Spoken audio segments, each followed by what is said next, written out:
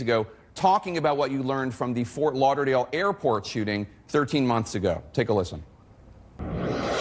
One of the key lessons we learned from the airport was the phenomenon of self-dispatching and not allowing deputies and police officers from all over the Tri-County area to just arrive haphazardly. And we had staging areas, and people who went to a staging area, and they were inserted into the mission in a common sense way, and everybody had a job to do. See, that sounds to a lot of people like opposite of what police forces learned after Columbine, which is when you arrive, you don't wait, you run in.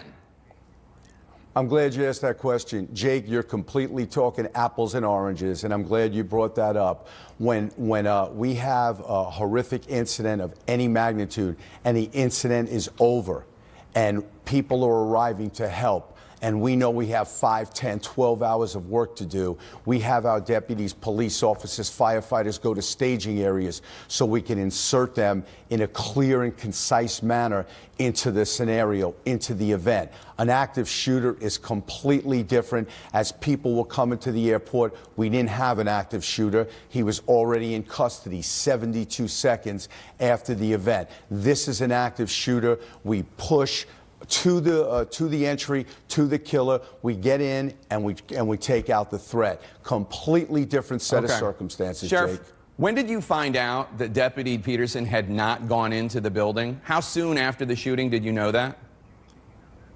Not for days. How many days? Investigators looked. I'm not sure.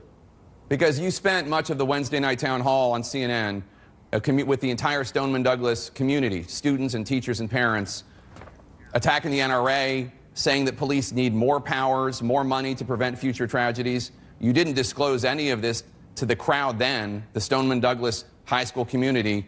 Did you know it then? Did you know it Wednesday night? It was spoken about during that, earlier during that day. I'm not on a timeline for TV or any news show. We need to get it right. We need to get it accurate. We're talking about people's lives. We're talking about a community.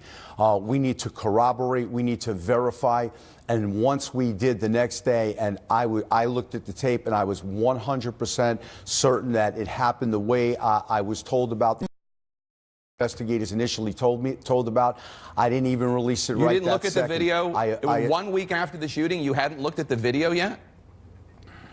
I looked at the video as soon as our investigators, it wasn't my job to look at the video, it was investigators' job to look at the video. I'm still sheriffing this county. There were many things to do. We have investigators, homicide investigators, internal affairs investigators dissecting it. And when they felt there was a video that ready for my view, that I might take action on one of our deputies, I looked at the video.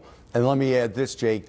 Once I saw the video, the first order I gave was for our detectives to notify the families that those lost, the families. Yesterday, today, and tomorrow, the families come first. And I wanted to make sure the families knew what happened and what was about to happen. The families were at the CNN town hall, sir. Sir, the families were at the CNN town hall, and you could have disclosed to them. That's not. We didn't. I couldn't disclose it then because there was no corroboration, Jake. There was no confirmation. We needed to dot I's and cross T's, and I certainly would not disclose it to a family at a town hall. Not every family was there. One of the families, Mr. Pollock, had gone to Washington, D.C. That's not the way you do things over a news camera. You do it individually. You meet privately with families. You have compassion. You don't do it at a public forum. Right, but your tone, at the public forum, sir, your tone at the public forum was rather belligerent towards the NRA, and you're talking about needing more police protection, more police funding and more police powers, and yet you knew, that's not. No, it's not. That wasn't your tone? That's not true. Jake, that's not true at all. I wasn't belligerent towards the NRA. I took a passionate stance, as I always have, about common sense gun reform and expanding police ability throughout our country when we come in contact someone mentally ill, to take them to a facility to take guns away from them. There was no belligerence at all, and I completely disagree with you. Medical